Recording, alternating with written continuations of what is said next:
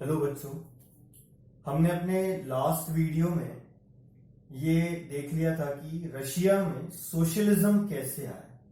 तो हमने उसमें दो पॉलिटिकल पार्टीज के नाम पढ़े थे, the Russian social democratic workers party and the socialist revolutionary party, जिनके थ्रू रशिया में सोशलिस्ट आइडियाज इमर्ज हो रहे थे। ठीक है, अब ये जो सोशलिज्म है ये कैसे रशिया को इफेक्ट कर रहा है अपन वो देखते हैं। ठीक है, तो हम ये देखते हैं कि at the beginning of the 20th century, 20th century मतलब 1901 टू 2000, है ना। तो at the beginning of the 20th century Russia was an autocracy. ठीक है, ऑटोक्रेसी मतलब क्या होता है, जहां एक मोनार्क है जो सही से रूल नहीं कर रहा है, वो अपनी पावर का मिसयूज कर रहा है, वो कहलाती है ऑटोक्रेसी। ठीक है, तो रशिया वॉज एन ऑटोक्रेसी, और जैसे कि 20th सेंचुरी की शुरुआत में अदर यूरोपियन रूलर्स के साथ हो रहा था that they were subject to the parliament, but king of Russia was not subject to the parliament. ठीक है, यहां पर कोई पार्लियामेंट नहीं थी। इन चीजों को चेंज करने की कोशिश की रशिया में लिबरल्स ने। ठीक है, they wanted to change this state of affairs in Russia, and they together with social democrats and socialist revolutionaries tried to establish they campaigned for parliament and constitution in Russia, and they were supported in this by nationalist and jihadist। ठीक है, nationalist क्यों? क्योंकि हमने देखा था कि Russia एक बहुत बड़ा एम्पायर था जिसमें कई सारी कंट्रीज जो आज इंडिपेंडेंट कंट्रीज हैं वो उसमें शामिल थी। ठीक है, तो रशिया जो है, रशिया वॉज एन एम्पायर जहां पर कई सारे एथनिक कंपोजिशन के लोग रह रहे हैं। ठीक है, तो रशिया में जैसे कि हम बात करें पोलैंड की, तो पोलैंड में जो लोग पोलैंड को रशिया से अलग करके एक इंडिपेंडेंट नेशन बनाना चाह रहे हैं वो नेशनलिस्ट हैं ना। तो इस तरीके के नेशनलिस्ट और जादिसिस्ट मतलब कौन? जो मुस्लिम रिफॉर्मर्स थे रशियन एम्पायर में वो कहलाते थे जादिसिस्ट, है ना। तो these liberals they wanted a constitution for Russia, and they wanted to change the state of affair in Russia with the help of social democrats and socialist revolutionaries। ठीक है, इनकी मदद से कर रहे हैं, यानी कि वर्कर्स और फार्मर्स की मदद से कर रहे हैं, और साथ में इनको हेल्प मिल रही है नेशनलिस्ट और जादिसिस्ट की। ठीक, अब ये इन्होंने शुरुआत कैसे करी कॉन्स्टिट्यूशनलिज्म की? 1905 में जो रेवोल्यूशन हुआ उससे यहां पर हम देखते हैं कि ये कॉन्स्टिट्यूशन की डिमांड कर रहे हैं। तो 1905 में जो कुछ हुआ वो क्यों हुआ, उसका रीजन हम देखते हैं।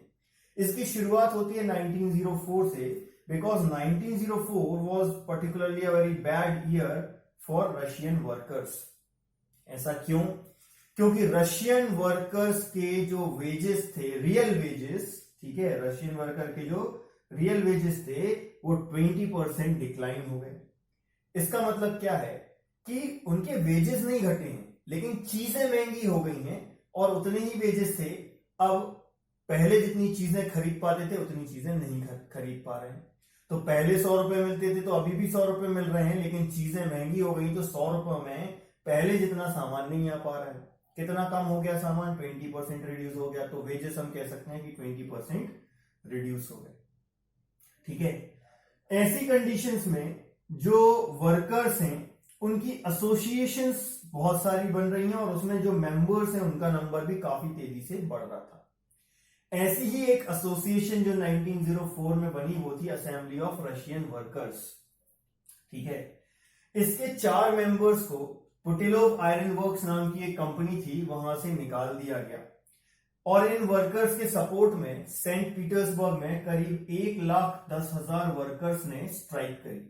ठीक है, अब ये जो स्ट्राइक हुई, इस स्ट्राइक में लोगों की डिमांड सिर्फ उन 4 वर्कर्स को वापस लेने की नहीं है, बल्कि कुछ और भी डिमांड्स हैं। जैसे कि वो चाह रहे थे कि उनके वेजेस इंक्रीज किए जाएं, उनकी वर्किंग कंडीशन में इंप्रूवमेंट किया जाए, और जो वर्किंग आवर्स हैं उसको रिड्यूस करके 8 आवर्स कर दिया जाए। ठीक है, ये सारी इनकी डिमांड्स थी। इन्हीं डिमांड्स को लेकर जो वर्कर्स थे वो फादर गैपून की लीडरशिप में विंटर पैलेस की तरफ बढ़ रहे थे, इस चीज से किंग घबरा गया and he called the police and Cossacks. Cossacks मतलब कौन, जो मिलिट्री जो मूविंग आर्मी होती है उसे कैसॉक्स कहते हैं, जैसे कि घुड़सवार, ठीक है, सॉरी कैसॉक्स नहीं, कॉसेक्स, ठीक है, कॉसेक्स यानी कि घुड़सवार, ठीक है। इन लोगों को बुलाया, इन लोगों ने इन वर्कर्स के ऊपर अटैक किया, जिसमें करीब 100 वर्कर्स मारे गए और 300 वर्कर्स घायल हुए। इसे कहा जाता है ब्लडी संडे ऑफ 1905, ठीक है। And this bloody Sunday of 1905 started some events which became to known as revolution of 1905। अब क्या हुआ इस 1905 रेवोल्यूशन में? ब्लडी संडे ने वो रेवोल्यूशन स्टार्ट किया। क्या हुआ इस रेवोल्यूशन में, हम उसकी चर्चा करते हैं। जैसे ही ब्लडी संडे का इवेंट हुआ, उसके बाद हम देखते हैं कि अभी तक जो स्ट्राइक्स थी वो सिर्फ सेंट पीटर्सबर्ग में चल रही थी, लेकिन अब ब्लडी संडे के बाद ये जो स्ट्राइक्स हैं ये पूरे रशिया में चल रही थी, ठीक है, स्ट्राइक्स ऑल ओवर रशिया, ठीक। दूसरा, यूनिवर्सिटीज क्लोज डाउन। कब यूनिवर्सिटीज क्लोज हो गई? When students staged walkouts in support of because they were saying that there are no civil liberties, ठीक है। अपार्ट फ्रॉम दिस, वर्क जो अपने प्रोफेशनल्स थे like doctors, lawyers, engineers, they also form their organisation और इसका नाम था union of unions, ठीक है। And this union of unions demanded constitutionalism, या ऐसा कहें कॉन्स्टिट्यूएंट असेंबली की डिमांड इन्होंने करी, ठीक है। इन सब कंडीशंस में जब जो सार है, he allowed the formation of Duma. Duma मतलब एक elected consultative parliament. Duma was a elected consultative parliament, मतलब कि इन्होंने लोगों की डिमांड फुलफिल करने के लिए एक पार्लियामेंट तो बनाई, लेकिन वो कंसल्टेटिव पार्लियामेंट है, उसके पास कोई ज्यादा पावर्स नहीं है। जैसे ही ड्यूमा का फॉर्मेशन हुआ तो हम ये देखते हैं कि अभी तक जो रशिया में वर्कर्स थे, अभी तक रशिया में जो वर्कर्स थे उनकी ऑर्गेनाइजेशंस थी, और काफी सारी ऑर्गेनाइजेशन जो है वो 1905 रेवोल्यूशन में काम कर रही थी, ठीक है। अब लेकिन जैसे ही ये ड्यूमा का फॉर्मेशन हुआ, सार निकोलस ने इन सारी ऑर्गेनाइजेशंस को इलीगल कर दिया, किसी भी तरीके के प्रोटेस्ट अलाउड नहीं थे। 75 डेज के अंदर उसने फर्स्ट ड्यूमा को सस्पेंड कर दिया और 3 महीने के अंदर दूसरी ड्यूमा इलेक्ट कर ली। अगले कुछ दिनों में सार निकोलस ने क्या किया, जो वोटिंग के रूल्स थे उसमें चेंज किया, and the third Duma was packed with the conservatives. Liberals and radicals were kept out of the Duma. Clear है चीज? इस तरीके से सार निकोलस ने पार्लियामेंट का फॉर्मेशन भी कर दिया लोगों को पैसिफाई करने के लिए, लेकिन उस पार्लियामेंट के बनने का कोई महत्व ही नहीं रहा, क्योंकि उस पार्लियामेंट में सारे कंजर्वेटिव्स हैं जो कि किंग के सपोर्ट में है, किंग के खिलाफ कोई जा नहीं रहा, उसकी पावर पर कोई लिमिटेशंस हैं। क्लियर ये चीज? ऐसी सिचुएशंस में जब सार ने लोगों को शांत कर लिया है, ऐसी सिचुएशन में आया 1914, जब दो पावर ग्रुप्स के बीच में लड़ाई स्टार्ट हो गई पूरे यूरोप में। और ये दो पावर ग्रुप्स कौन से थे? ये थे central powers and allied powers. और ये जो वॉर हो रही थी ये थी फर्स्ट वर्ल्ड वॉर, ठीक है। तो अब अपन जरा इस फर्स्ट वर्ल्ड वॉर के बारे में पढ़ते हैं और इसका रशिया के ऊपर क्या इंपैक्ट हुआ उसके बारे में अपन देखते हैं। What was the impact of first world war on Russia and it's industries also, ठीक है। दोनों के ऊपर इसका क्या इंपैक्ट हुआ उसको अपन को यहां पर देखना, ठीक है। तो फर्स्ट वर्ल्ड वॉर कब स्टार्ट हुई? फर्स्ट वर्ल्ड वॉर स्टार्ट हुई 1914 में, जो कब तक चली? 1918 तक, ठीक है। दो पावर ग्रुप्स थे, central powers and allied powers, ठीक है। सेंट्रल पावर्स में कौन कौन सी कंट्रीज थी? सेंट्रल पावर्स में थी जर्मनी, ऑस्ट्रिया एंड टर्की, ठीक है। इसके अलावा और भी कंट्रीज थी, लेकिन हमें सारी कंट्रीज के नाम नहीं पढ़ने हैं। अलाइड पावर्स में कौन सी कंट्रीज थी? France, Russia, and Britain. ठीक है, आगे चल के और भी कंट्रीज इसमें ज्वाइन होती हैं, जैसे कि यूएसए है, इटली है, बट अपन को उन सब के बारे में नहीं पढ़ना। But these were the main countries of these two power groups, allied powers and central powers. ठीक है, शुरुआत में war was very popular in Russia and people supported सार निकोलस सेकेंड। ठीक है, लेकिन धीरे धीरे हम ये देखते हैं कि सार के लिए जो सपोर्ट था और वॉर के लिए जो सपोर्ट था, ये धीरे धीरे खत्म होने लगता है। क्यों खत्म होने लगता है, उसका रीजन हम समझते हैं। पहले ये देखते हैं कि सपोर्ट क्यों कर रहे थे, because anti German sentiments were very high in Russia. क्यों, इसका रीजन आपको बुक में नहीं दिया है, आप इसको अलग से पढ़ सकते हैं कि रशिया का एक शिप जा रहा था, उस शिप को जर्मन्स ने डुबा दिया था, उसको श्रिंक कर दिया था, जिसके कारण रशिया में एंटी जर्मन सेंटीमेंट्स बहुत हाई थे। लेकिन धीरे धीरे ये जो सपोर्ट था वॉर के लिए और सार निकोलस के लिए खत्म होने लगा। क्या रीजन थे, सबसे पहला एक रीजन ये था कि जो ड्यूमा बनाई थी, जिसमें अभी सारे कंजर्वेटिव्स हैं, सार निकोलस उस ड्यूमा से कुछ भी कंसल्ट नहीं कर रहा और उस ड्यूमा को खत्म करना चाहता है। तो वो ड्यूमा के जो मेंबर्स हैं, डेफिनेटली वो सार निकोलस को सपोर्ट करना धीरे धीरे बंद कर देंगे। ठीक है, दूसरा रीजन था अलेक्जेंड्रियास जर्मन ओरिजिन। ठीक है, जर्मन ओरिजिन है कौन, अलेक्जेंड्रिया कौन थी, सार निकोलस की वाइफ, और वो जर्मन ओरिजिन की थी।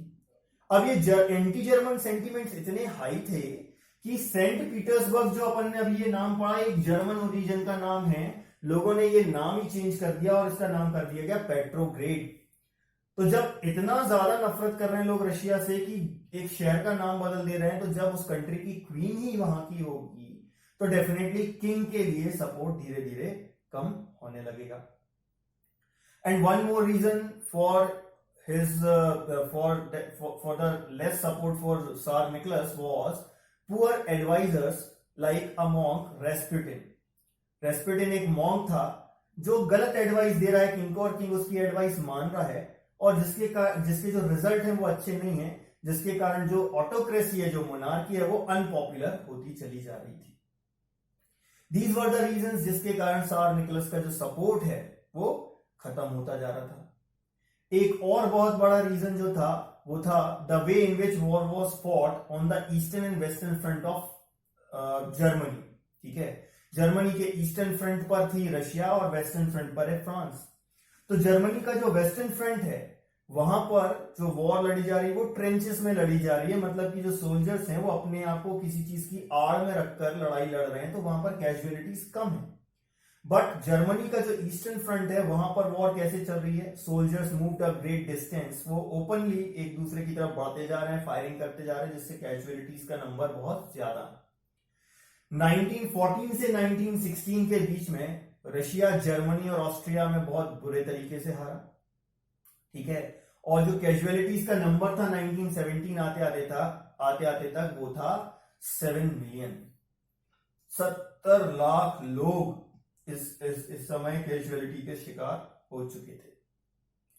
अब जब रशिया हारा और रशियन सोल्जर्स रिट्रीट हो रहे हैं, तो वो रिट्रीट होते टाइम भी, भागते टाइम भी क्या कर रहे हैं, अपनी ही कंट्री के लोगों के जो क्रॉप्स हैं उनको डिस्ट्रॉय करते हुए जा रहे हैं, जो घर हैं उनको डिस्ट्रॉय करते हुए जा रहे हैं। क्यों, so that the enemy can not live of the land, मतलब उनका जो दुश्मन है वो उस जमीन का और उस फसलों का यूज ना कर सकें, इसलिए वो उसको डिस्ट्रॉय करते हुए चले जा रहे हैं, जिसके कारण 3 मिलियन रिफ्यूजीज हुए। 3 मिलियन रिफ्यूजीज, तो टोटल कैजुअलिटीज हम ऐसा कह सकते हैं 10 मिलियन थी, यानी कि लगभग 1 करोड़।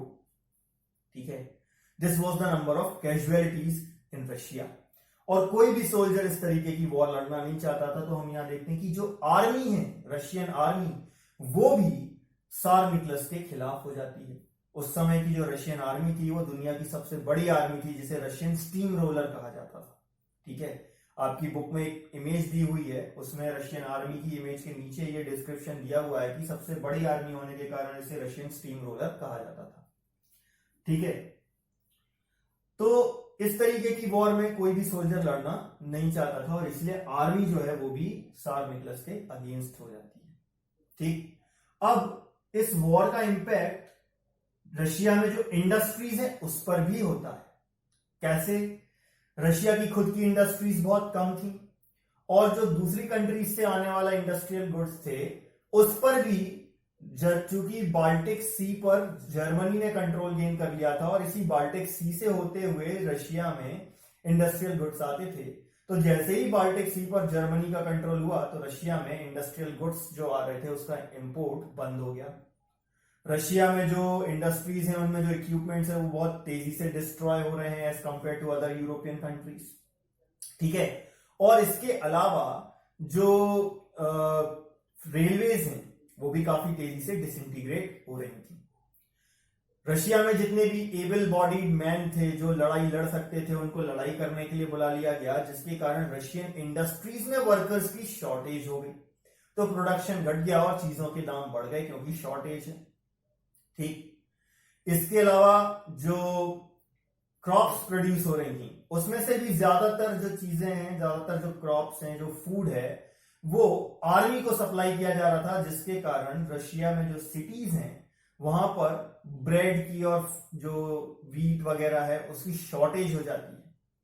तो हम ऐसा कह सकते हैं by the winter of 1916, by the winter of 1916 मतलब नवंबर दिसंबर की बात कर रहे हैं, है ना। By the winter of 1916 food rights were very common at the bread shops in Russia. तो अब हम यहां पर देखते हैं फिर से वैसी ही कंडीशन आ गई जैसे कि हमने फ्रेंच रेवोल्यूशन में देखी थी कि ब्रेड शॉप से ही तो हम देखते हैं वहां पर भी प्रॉब्लम स्टार्ट हुई थी।